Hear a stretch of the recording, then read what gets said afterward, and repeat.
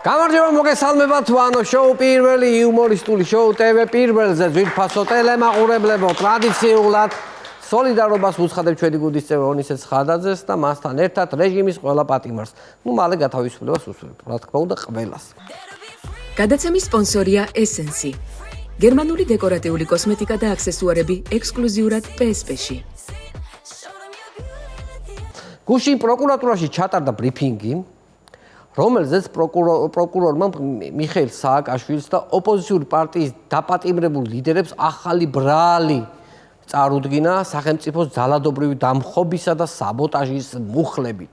მოკლედ ციხეში ხომ უზით ლიდერები, მაგრამ არ ეყოთ და ზემოდან კიდე ციხე დააშენეს თვითფასო მეგობრებო. ანუ რომ უფრო დიდ ციხეებში ისხნენ შიგნით. ანუ ეს რაღაცა დიდი რაღაცა აქვს ესეთი მოფიქრებული. ანუ არ ისვენებენ. მუდმივად ახალ ბრალებს გვთავაზობენ. ნუ არ ვიცი რა ვთქვა, ესეთი უსამართლობა ჩვენს ქვეყანაში არასოდეს ყოფილა. საქართველოს ისტორიაში უსამართლობის რენესანსის ხანაა. უსამართლობის ოქროს ხანა, ასე შევა ისტორიაში ეს წლები. მიუხედავად წნეხისა და დაჭერებისა, არ წყდება პროტესტი რუსთაველის გამზირზე, მთავრობას იჭერს ყველას. უკვე ოჯახებით იჭერენ ხალხს, იჭერენ ხანში შესულ ქალბატონებს, დედებს, მალე შეიძლება ფეხმძიმე ქალები დააპატიმრონ, იმიტომ რომ ბავშვი რომ დაიბადება, უკვე ნასამართლები დაიბადოს. მიხვდით? ქართული ოცნება იჭერს პატიოსან მოქალაქეებს, მაგრამ თავისუფლად გადაადგილების საშუალებას აძლევს ყოფილ კორუმპირებულ ჩინოვნიკებს. იცით რამდენი თანხაა გაფლანგული?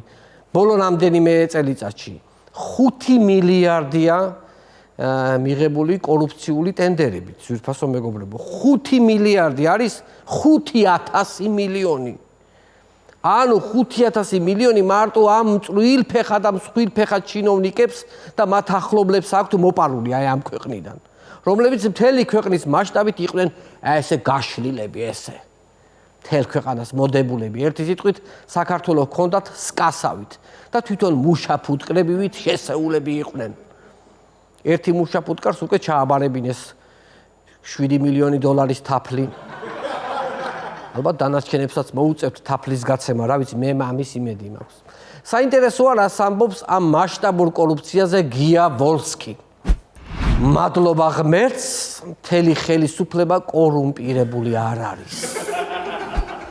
მართლაც მადლობა ღმერთს, რომ მხოლოდ პრემიერ-მინისტრი, გენპროკურორი, თავდაცვის მინისტრი, სულსის უფროსი, ინფრასტრუქტურის მინისტრი, ინფრასტრუქტურის მინისტრის მოადგილეები და ფინანსთა მინისტრის მოადგილე იყო კორუმპირებული, თორე დაღუპული ვიყავით ძვირფასო მეგობრებო, მთელი სახელმწიფო. მადლობა ღმერთს, მთელი ხელისუფლება კორუმპირებული არ არისო. ვოლსკიმ ამოისუნთ ქაღალდა, მეც ღმერთო ჩემო, როგორი სიმშვიდე დამეუფლა რომ იცოდეთ ვოლსკის ამ განცხადების შემდეგ, აი რომ იტყვიან დავწყნართი. თურმე მთელი ხელისუფლება კი არ ყოფილა კორუმპირებული, სულ რამოდენიმე კაცი. მეტი არავინ. მე მგონი ვოლსკიმ არ იცის, რომ მთავრობაში კორუმპირებული არის ის ადამიანი, ვინც ბიძინას უნდა რომ იყოს კორუმპირებული იმ კონკრეტულ მომენტში. თორე კორუმპირებული შეიძლება ყველა იყოთ მანდ. აქ მთავარია ბიძინას როდის მოუნდება რომ კორუმპირებული იყოთ, მიხვდით? აი ესეთი რაღაცნაირი სიბრძნე გამოვაფრქვია უცებ აი ესე. კორუფციაზე საინტერესო განცხადება გააკეთა ოცნების პრემიერ-მინისტრმა ირაკლი კობახიძემ და ნახოთ რა თქვა მან. დღეიდან გუშინდლიდან მიღებული გადაწყვეტილებებში თუ სადმე ნახავთ კორუფციის ნიშნებს, პირადად ვაგებ პასუხს. მთელი 13 წელი ფულის გახომ გამოწურეს ქვეყანა, ეგ არაფერი. მთავარია ახლა თუ მოხდება კორუფციაო. ახლა რაღა უნდა მოხდეს? ბოლო თეთრამდე ვართ გამოშიგნულები და რაღა უნდა მოხდეს ახლა? ახლა იმის მეშინია ამ გამხეცებულმა ჩინოვნიკებმა ჩვენი სახლებიდან არ დაიწყოთ ავეჯის გაზიდვა. მეტი შიში არა მაქვს. ისეთ მდგომარეობაში არიან უკვე. რამდენიმე დღის წინ ევროკავშირმა კანდიდატ ქვეყნებზე გამოაქვეყნა შეფასებები. ქვეყნების შეფასებები იყო დადებითი, საშუალო და საშინელი.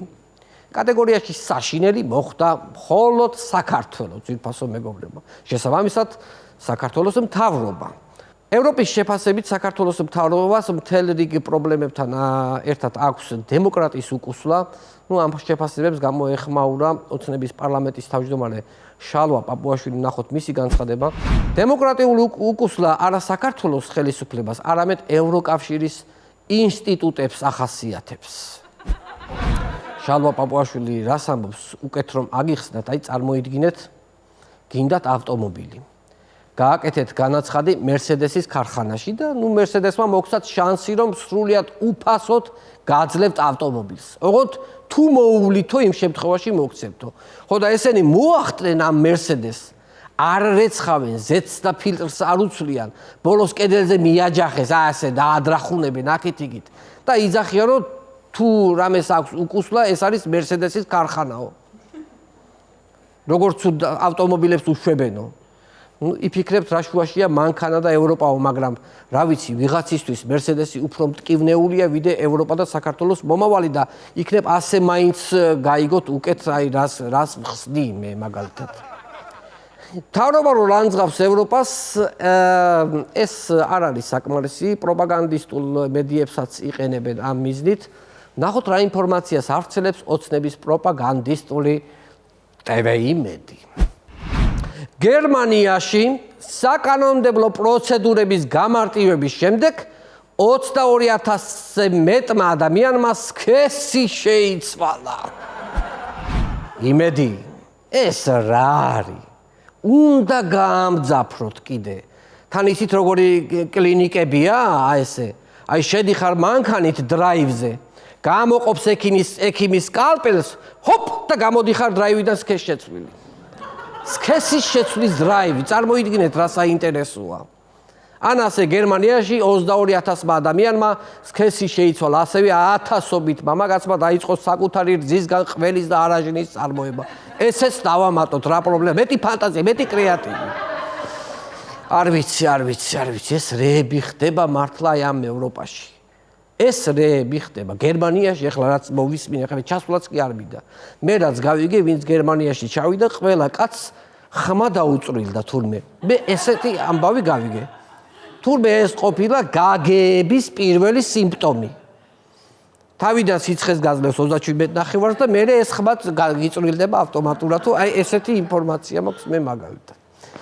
ძალიან საინტერესო ვიდეო მინდა შემოგთავაზოთ, რომელიც ეძღვნება ოცნების დასალურ პროპაგანდას და კონკრეტულად კი ბიზინა ივანიშვილის 2024 წლის წინა საარჩევნო ინტერვიუ, სადაც ის მამაკაცის რძეზე საუბრობდა. ნახოთ ვიდეო, ეს ვიდეო არის თელავის საკრებულო, სადაც ოპოზიციის წევრი ლელოს წარმომადგენელი ცოტა ირონიულად სვამს კითხვას. ნახოთ. ქართული ოცნების დამფუძნებელი ბატონი ბიზინა ივანიშვილი ინტერვიუში აცხადებს, რომ საქართველოში მომრავლდნენ მეწვეული მამაკაცები.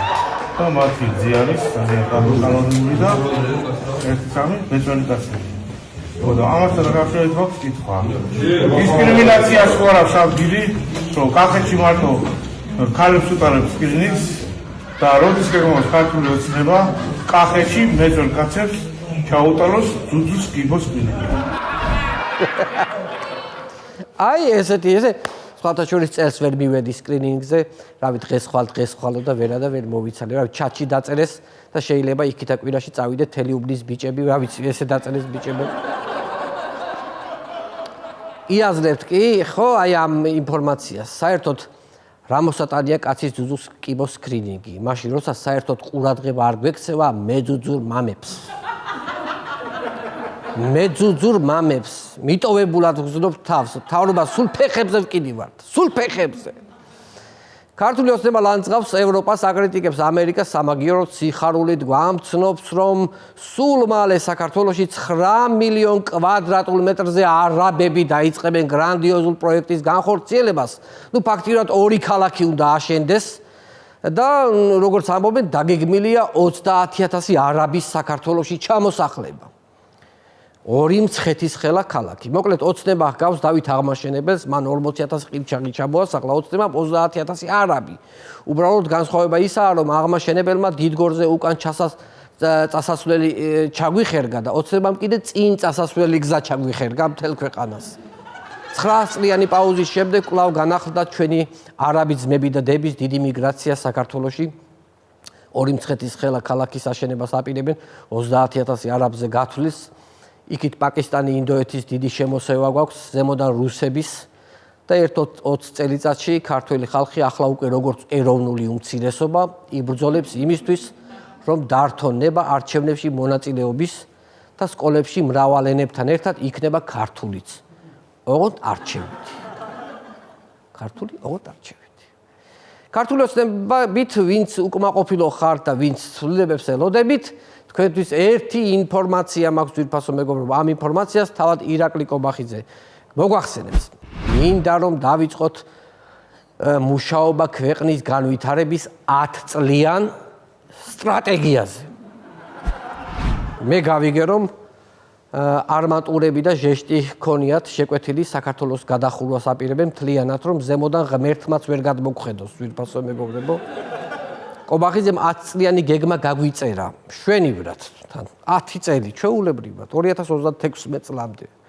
და თუ ოპოზიციაში გაგრძელდება ხოცვა, ჟლეტვა, დაჭმა და ერთმანეთის განადგურება, უკვე 20 წლიან გეგმის გაწერაც შესაძლებელი იქნება ძალიან თავისუფლად. კობახიძე დაგვიანონსებს ამასაც. ირაკლი კობახიძის მორიგი სასიხარულო ინფორმაცია მინდა გამცნოთ. ეს იმ ხალხს ეხება, ვისაც გონია რომ ქვეყანაში სიღარიბეა. ვნახოთ რას გვეუბნება ირაკლი. სიღარიბე 30%-დან არის შემცირებული 9.4%-მდე. ახლა მთავრობა მუშაობს როგორ გადაიტანონ ეს ციფრები მაცივრის შიგთავსებამდე. ერთი სიტყვით ძვირფასო მეგობრებო, სიღარიბე არის 9%-მდე დასული და ნაგვის ურნებთან თუ ისევ იმდენი ადამიანი დაინახეთ, იცოდეთ რომ იმ ადამიანების მხოლოდ 9% არის ღარიბი. დანარჩენები ტყუილად სხვების დასანახად იქექებიან იმ ნაგავში. სხვების დასანახად. და ბევრი ამ მთავრობაზე განაწყენებული ადამიანი არის იქ. ფონს ქმნიან, რომ თითქოს სიღარიბე მიაქვს ქვეყანა და ვითომ აი სპეციალურად ოპოზიციიდან გამოგდებული ხალხი, აი ესე დადიან სპეციალურად რომ დაანახონ ყველას რომ აქ სიღარიბეა. სიღარიბე ქვეყანაში დაძლეულია, ახლა უნდა ვიფიქროთ როგორ გავერთოთ. ბუნებრივია, ხო? დიდრები ვართ და ახლა გვინდა რამე კარგი ივენთი, ძვირფასო მეგობრებო. რამე კაი გართობა გჭირდება. მე შემიძლია კარგი აზრი ჩაგაწოდოთ. ნახოთ რა ხდება ხარაგაულში, რა დიდებული ამბავი ხდება. ყურადღება 11 ნოემბერს 13 საათზე AIP ხარაგაულის კულტურის ხელოვნებისა და შიდა ტურიზმის განვითარების ცენტრი გიწევთ მჟავეულის ფესტივალს. ისტორიული მუზეუმის ეზოში ტარდება მჟავეულის ფესტივალი. ძალიან კარგი წამოწყება, უბრალოდ კარგი დაპიარება სჭირდება. სახელი უნდა ცოტა თანამედროვე. მჟავეულის ფესტივალი მაინც ძველმოდურად ჟღერს. მწნილ ფართი, მოდი ესე დავარქვათ. 2025-ია ეს უკვე მწნილ ფართი 2025. ან მწნილომანია ხარაგაულში, ამ ამბავს გაგრძელებაც უნდა მწნილის ფესტივალის შემდეგ გაიმართება მწნილის ფესტივალზე დაზარალებულ კუჭის წყლულიანების დისკოტეკა, დილამდე ძვირფასო მეგობრებო გასტროფართი, კლუბური ნარკოტიკის ნაცვლად გაიყიდება ომეპრაზოლი, ანუ ესეთი დაანონსებაც შეიძლება. ძალიან მაინტერესებს ეს მწნილის ფესტივალი, აი როგორი იქნება, აი რო წარმოვიდგინოთ ძვირფასო მეგობრებო, მწნილ ფესტი როგორი არის, რანაირად შეიძლება, აი რაღაცა ესე წარმოვიდგენია მე, აი სოლიდურად ჩაცმული AIP-ის თანამშრომლები რომ დადიან და თეფშებზე, ჩხირებზე წამოცმული ნივრის მწნილი რომ აქვთ და თან დალაგებული და ლაპარაკობენ და აგემოვნებენ აი ამ ესეთ ჩხირზე წამოცმულ ნივრის წნილს. თან პერიოდულად კუჭიდან ამოსული სიმჟავე სიქასრო მაძრობს და სახეზე არ იბჭდებენ. მართლა მაინტერესებს, აი ვიფიქრე წავალთქო, მაგრამ რიცხვს რო დავხედე სამშაბათ დღეს აქვს ფესტივალი, ანუ ეთყობა ხარაგაულში სამსახურები ხო არ არის და ყველა დღე ალბათ დასვენებისაა და ჩათვალეს სამშაბათს ხო მისვენენ. აღარ ვიცი უკვე ამ ქვეყანას რამე თუ ეშველება. მიხეილ სააკაშვილი, რომელსაც უკვე აღარც მახსოვს უკვე მე რამდენი საქმე ზემოდან დაამატეს, ამბობს რომ აუცილებლად ეშველება ამ ქვეყანას თუ ოპოზიცია გაერთიანდებაო. მან Facebook-ზე წერილი გაავრცელა, სადაც ამბობს რომ ყველა წენას დავივიწყებო, ოღონდ თქვენ გაერთიანდითო. მიუხედავად იმისა, რომ ჩემი პარტია ბევრჯერ დაშალეთო. მეტი რა ქნას ახლა ამ კაცმა იქიდან იძახის, მაგრამ ყველაფერს პატიობთ, მაგრამ მეორე მხრივ იმ ოპოზიციის მესმის რომ არ ერთიანდება. ხა წარმოიდგინეთ ახლა გაერთიანების მოლოდინში კონსულტაციების დაწყება. მერე დიალოგები, მერე უცხოელ პარტნიორებთან შეხვედრები, მერე ხალხთან სოფელ სიარული, ძალიან დამღლელია ახლა ეს. მაგას არ ჯობია აგერ Facebook-ზე კაი წერილს გამოაქვეყნებ, დაგიჯერებს ხალხი ხო კაი, არ დაგიჯერებს კიდე და გადაბრუნდები და დაიცინებ რა ვიცი. რა თუნდა ახლა ამდენი შრომა და ის ჩადო ახლა ამაში. ისე რომ დაუკვირდეთ ქვეყანაში ქართული ოპოზიციის გაერთიანებისთვის საჭირო წინსვლა კი იგრძნობა, ადრე თუ ამბობდნენ მე ამასთან მოლაპარაკებების მაგიდასთან არ დავჯდებიო. ახლა ამბობენ მე ამასთან დავჯდები, მაგრამ ამის შემდეგ განვითარებაა. მე ამასთან თუ დავჯდები მაშინ, ეს მაშინ ხო ხდები, მე უკვე რაღაცა უარყოფითი მოდის. კარგად დაიმახსოვრე ქართულ ოცნებად წოდებულ რუსულ ორგანიზაციაო. ასე რებუსებით, პრაგმატული და პერმანენტული წინსვლებით მოგიღებთ ბოლოს ჩვენი გაერთიანების იმედით აღსილი ოპოზიცია. ოღონდ აი აქაც ინტრიგა ჩავდე ძვირფასო მეგობრებო, ოღონდ რა არის ამ ოღონდის მერე, ხო ხდები? ინტრიგა ხო, რამენაირად გადავაგდოთ ესენი. საბოლოოდ რომ შევაფასოთ, გაერთიანების იდეა კარგია, მაგრამ თავმოყვარეობას როგორ უნდა გადააბიჯო. ან როგორ გინდა, როცა ოპოზიციონერი ხარ, მეორე ოპოზიციონერის დონეზე დაეცე და იმასთან დაჯდე იქ ერთ მაგიდასთან. გავიგე მესმის, რომ ქვეყანა გაარუსეს, მაგრამ როგორ გინდა შენი თავმოყვარეობა სამშობლოს საპირწონედ დადო. სამშობლო ხან თავისუფალი იქნება, ხან ოკუპირებული, მაგრამ ერთი თავმოყვარეობა გაქვს ადამიანს და ესეც თუ დაკარგე, ამას ვერასოდეს აღიდგენ. ამიტომ ოცნებად ცალ-ცალკე თუ მოგვერევა, გათითოთ კაცებულ პიროვნების სიამაყეს ვერ მოერევიან. ამიტომ ვერ მოგვერევიან, ძვირფასო მეგობრებო. ამაყ ინდივიდებს ვერ მოგვერევიან. მადლობა ძვირფასო მეგობრებო, ეს იყო ჩემი მონოლოგი და იმედია სულ მალე ჩემ შოუს გააფორმოს მუსიკალური ბენდი თამუნა ლეკვიშვილის ხელმძღვანელობით. დიდი მადლობა. გადაცემის სპონსორია Essence. გერმანული დეკორატიული კოსმეტიკა და აქსესუარები ექსკლუზიურად PSP-ში. იპოვე ჩვენი არხი შენი ტელევიზორის პულტზე. მაგთი ნომერი 45, სილქნეტი 345, ახალი ქსელები 345, მარტივი 45.